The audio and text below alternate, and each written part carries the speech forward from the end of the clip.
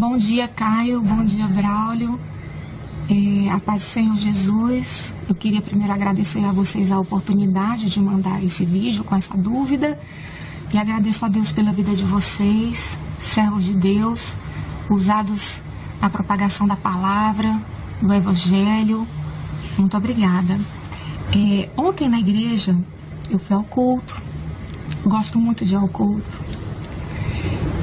E nós tivemos uma pregação acerca daquele texto onde Maria, ela quebra aquele vaso que tem um unguento precioso aos pés do Senhor Jesus. E Judas, estando presente, ele diz que aquilo é um desperdício, porque deveria ter sido vendido para se dar aos pobres, e a palavra do Senhor diz que é porque ele era ladrão e ele tinha a bolsa. Então Judas era ladrão e ele tinha a bolsa. Jesus chamou para ser discípulo um ladrão. Os demais discípulos conviviam com um ladrão. As pessoas ouviam a pregação de um ladrão. E como era isso? Os discípulos sabiam que ele era assim, que ele era ladrão, e isso ficava desse jeito mesmo? Como era essa relação, essa característica dele era oculta? Na verdade, eles não sabiam. A palavra que nos desnuda isso. Como é que a gente pode ver essa condição de Judas, de Jesus e dos discípulos nesse relacionamento, sendo Judas um ladrão, ao que parece, desde sempre? Obrigada, irmãos queridos. Um grande abraço. Que o Senhor abençoe e sustente a vida de vocês todos os dias. Amém. Um beijo para você também, minha filha. Não, querida. Judas tornou-se ladrão. Ele é uma dessas manifestações humanas nas quais o indivíduo começa com uma certa intenção e termina completamente com outra. Como, por exemplo, os grandes ladrões religiosos que eu conheço neste país, e são muitos, uma horda de ladrões ricos, roubadores mesmo, como diz o Novo Testamento. Eles, todos, praticamente, não começaram ladrões. Eu conheço a maioria deles pessoalmente desde há muitos anos. Muitos anos. Sei como alguns começaram. Havia sinceridade no coração no início. Havia desejo.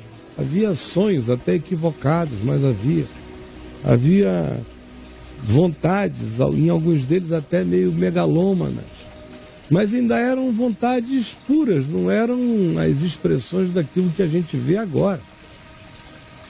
E eu vi como todos eles foram se desviando. Se eu mencionasse os nomes aqui, vocês iriam ficar chocados. Eu iria dizer: fulano, conheci com a idade tal, tinha 17, fulano tinha 18, fulano tinha 19, Beltrano já tinha 26, mas eu o conheci ainda assim, com essa atitude, com essa vontade.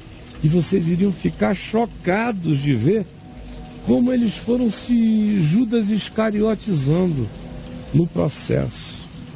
Segunda coisa, a narrativa que diz isso, por exemplo, a mais explícita, quanto a chamar Judas de ladrão, são sempre as narrativas de João, do Evangelho de João, são as mais fortes.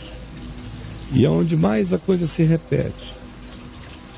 O Evangelho de João foi escrito, querido, mais ou menos uns 60 anos depois de Judas Iscariotes ter morrido.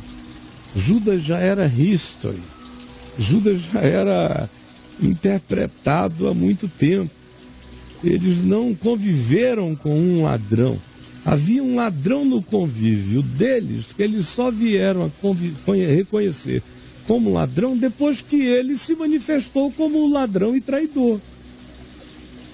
Depois disso é que a leitura foi feita pelos apóstolos que foram companheiros dele. É sempre uma leitura a posteriori. Senão seria cinismo absoluto, seria calhordice, seria sacanagem de Jesus, do Evangelho. Não, ele não chamou um ladrão, ele chamou um homem chamado Judas. Provavelmente o mais intelectual do grupo, o mais academizado, o mais instruído daquele grupo, o mais politizado, provavelmente o que tivesse o melhor arcabouço de entendimento sociopolítico-econômico do que estava acontecendo na região e carregava ideologias, e não era o único que tinha as suas ideologias messiânicas. Simão Zelote também era discípulo, apóstolo.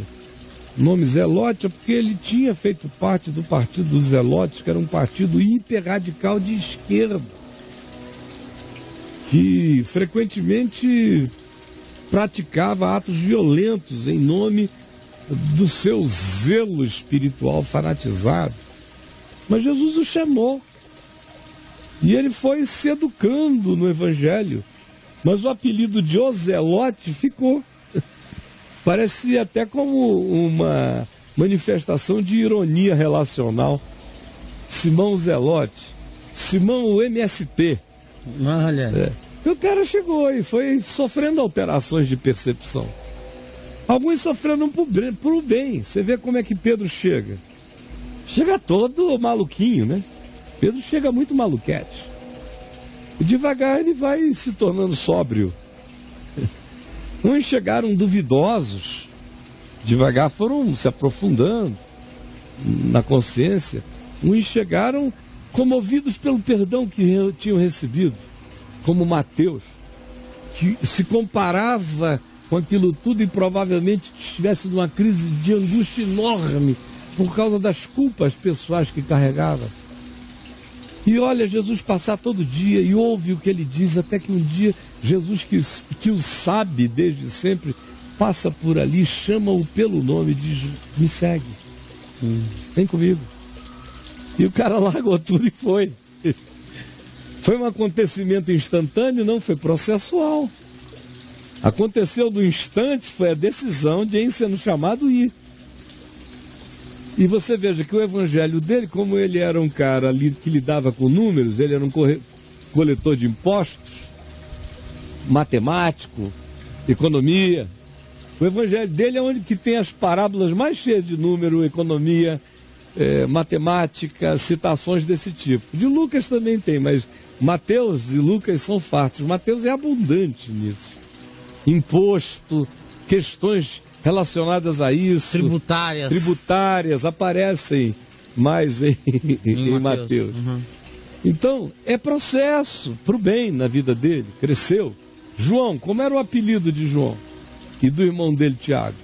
Que Jesus botou? Estouradinho. É assim que Jesus o chamava, de estouradinhos. Meus estouradinhos, venham cá. Chamava-os de Boanerges, que significa filhos do trovão. Porque os caras, aquele João que botava a cabeça no peito de Jesus, que em relação a Jesus era aquela mansidão, era capaz de supetão dizer: tu queres que eu mande descer fogo do céu para consumir os samaritanos? Ele que conclui a vida sabendo que Deus é amor, viveu um processo até chegar lá. Uhum. O dele foi para o bem. O de Judas foi para o mal. Agora, todos eles curaram enfermos, expulsaram demônios, realizaram milagres. Judas Iscariotes estava entre aqueles 70 que Jesus enviou de cidade em cidade. Alguém foi o par dele naquela viagem. Ele também voltou alegre porque os demônios se lhe submetiam. Então, querida, quando é que aquilo começou? Como começa com todo ladrão religioso? Devagar. Começa devagar porque deram a ele a bolsa. Porque certamente ele tinha maior capacitação e interesse contábil em preservar aquilo. Por isso deram a ele naturalmente tal incumbência. A gente não incumbe de nada quem não tem nenhum jeito para fazer a coisa. Ele devia ter jeito, ele devia saber, ele devia ter o interesse, ele devia ter a sabedoria, a sapiência, o conhecimento técnico, a organização, ou, no mínimo, ele tinha disposição para aquilo, ou manifestava ter, ou quem sabe até pediu, ou passou nas mãos de tanta gente que parou na dele, e na dele continuou. Nós não sabemos como foi, mas deve ter sido como é a nossa volta o tempo todo. E aí o indivíduo que já tem o coração no coração algumas sementes de cobiça, de desejo, de poder, disso e daquilo. Quando tem a oportunidade a gente ouve no ditado popular, faz o ladrão. Há pessoas que jamais roubarão, a menos que tenham oportunidade. E no dia que tem oportunidade, não conseguem não roubar. Tendo oportunidade, só não rouba quem não é de fato ladrão no coração e não consegue. Mas há pessoas que têm essa propensão, nem sabem que a possuem porque nunca tiveram a oportunidade, até que a oportunidade chega e o indivíduo é tentado por ela todos os dias até que cede. Então, minha filha, não houve nenhum processo de cinismo, foi só um processo humano, como acontece na tua casa, com teu primo, um primo que vocês confiavam, tua mãe chegou e disse, olha, você administra para nós. Depois ele trai tudo. Aconteceu já comigo milhões de vezes, eu já tive muito ladrão do meu lado. Chegaram ladrões, talvez uns 3 ou 4 tenham sido antes de que eu os conhecesse, eu só não os discerni, porque eram tão agradáveis. Agora, eu tive outros que se tornaram ladrões do processo, que viveram bons 8, 10 anos certinhos. E depois, devagar, depois de 17, você fica sabendo que nos últimos 6 o cara vem metendo a mão. Meu Deus. Aí o coração dói. Eu tive tantos. O que? Fui eu que contratei o ladrão? Não. O ladrão se dissimulou, ou então o indivíduo, pela oportunidade, pela confiança nele depositada, usou o privilégio da confiança para manipulação e foi se tornando um ladrão. Aqui entre nós, é a credulidade do povo o que mais circunstancializa o surgimento dos ladrões religiosos.